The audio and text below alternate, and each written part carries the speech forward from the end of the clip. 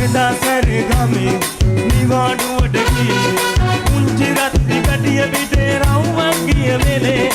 එදා සැරගමේ නිවාඩුවට ගියේ පුංචි රත්ති කඩිය පිටේ රවුමක් ගිය වෙලේ හිටි හැටියම මාව මඩේ ධම්මතුරානේ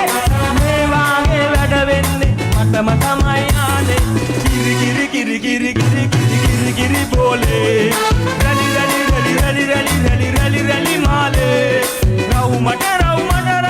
කරගෙන කාලේ නිවාඩු හින්දා සෙල්ලම් කාලේ